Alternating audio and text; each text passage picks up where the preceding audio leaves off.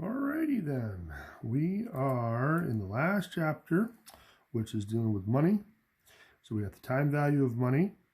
Now we all have a little bit of a basic knowledge of this stuff. So there's some terms in here that I hope you're a little familiar, but we're going to go through them just in case. So the first thing is interest. So whether money is loaned out or deposited in a bank, the amount of money grows over time. The increase in value of the money is called interest, and the original amount of money is called the principal.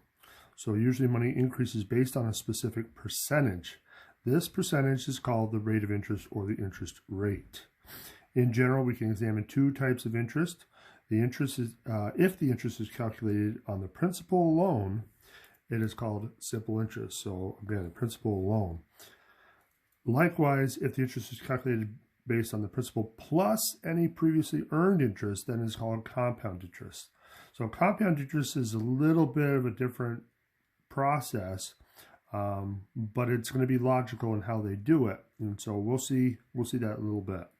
We're going to start off with simple interest first. Now there's just a few variables that we have to know. So we got P is the principal, R is the annual interest rate, T is the time, and it's got to be in years. That's pretty important. So we're going to see some problems where that's not the case eventually. So once you have all those things, then the formula is I equals P times R times T. Very, very quick. So if we have $800 and it's invested at 6%, or it's loaned out at 6% for 1 year, what do we get for interest?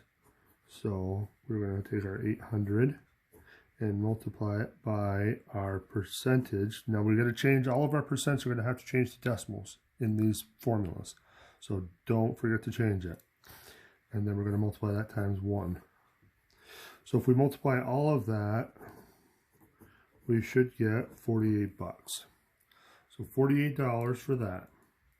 Now, for this one, now we're dealing with a different time frame. So now it's in 9 months. But the T has to be in years, so we're going to have to change this. And the easiest way is to just divide by how many months are in a year. So if we got 9 months, we know that T should be equal to 9 over 12.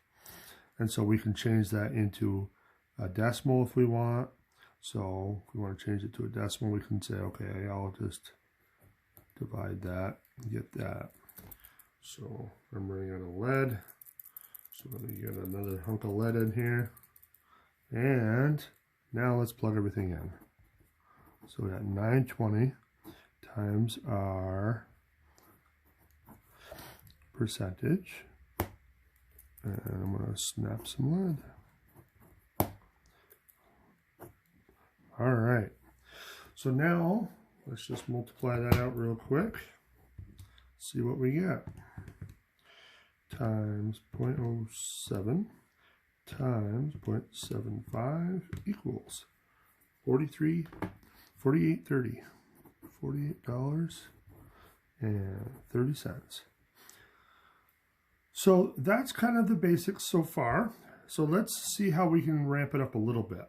So one of the things that they can start to do is start talking about it in terms of future and present value. Now, present value isn't anything special. It's still the principal.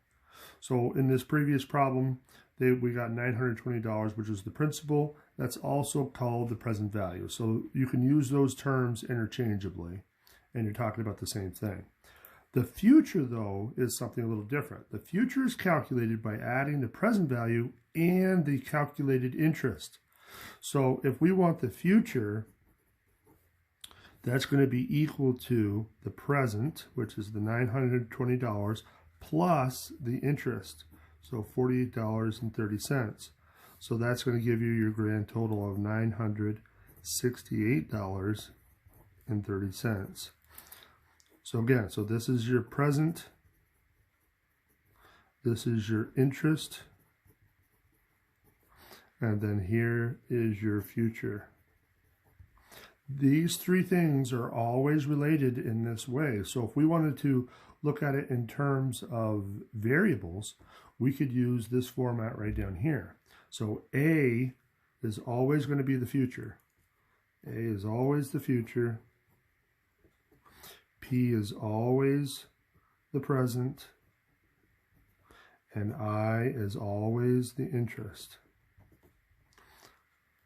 So that is solid throughout this whole chapter. A is the future, so it has to include the present plus the interest. Now, this is one way that you can use the formula or to find the future, but you could also use this formula and it does the same exact thing. So we're going to try to use both of these at various times, but in a lot of cases we're going to just be able to use this formula here. So, excuse me, all those variables are defined now, so let's try them in another problem.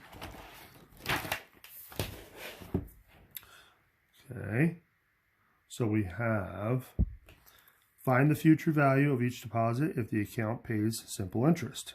Okay, so simple interest, so that automatically points us to our formula. A equals P times 1 plus RT. So there's our formula. So now let's plug everything in.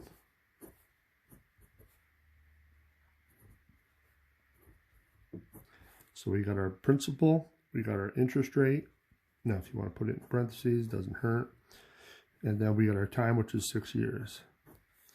So now if you want to be careful, you can do everything in these parentheses first. So remember, we have these bigger parentheses around the 1 plus RT. So if you do all that together first, you're going to get 1.18. Now, if you multiply that times 700, we get 826. So that would be the future. Now remember, you can just find the interest first. If you want to find the interest first, that's your I equals P times R times T.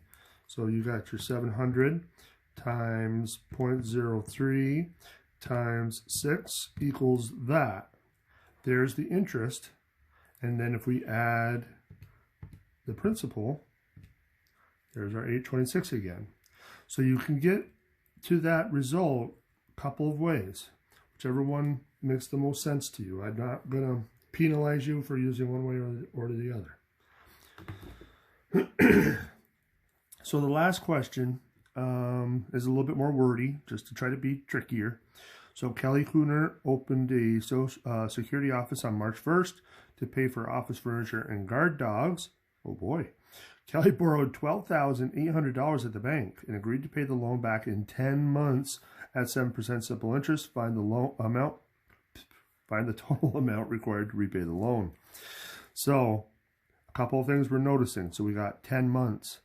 So that has to change into years by dividing by 12. So 10 over 12. Now that's not going to give you a pretty decimal. So I'm going to show you a trick that we can use to keep that intact. So we still got our 7%. We got our starting principal. So we can plug everything in.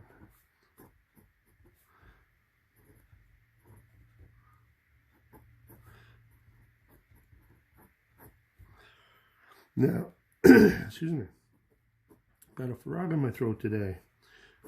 So if we want to do all of this in parentheses, here's the way you can do it on a fairly simple scientific calculator. I would start with the multiplication first and then add the 1 last. Because again, you're following the order of operations. Multiplication comes before addition. So if we go 0.07, now think of this as a fraction as being over 1. If we multiply the tops and multiply the bottoms and then divide them, we should be okay. So if we say 0.07 times 10 divided by the 12, that's going to give us that decimal piece. So now if we add 1 to that, that takes care of everything inside. So we got 1.0583333, and it keeps going on forever and ever. So I'm just going to leave that whole thing in my calculator and multiply it by the 12,800. That's going to give me a lot more precise of an answer, and that's going to be important for this section. Is you want to be as precise as possible, so you don't want to round stuff like that down because you're going to lose out on money, and nobody wants to do that. So $13,546 and 60. I'm going to round that to 7. It rounds up. So that is simple interest. We got future value in there as well. So just really make sure you have a good understanding of how those three pieces combine. So remember, you can think of it this way as well. All right, we're going to stop there, and then we'll jump into compound interest in the next video.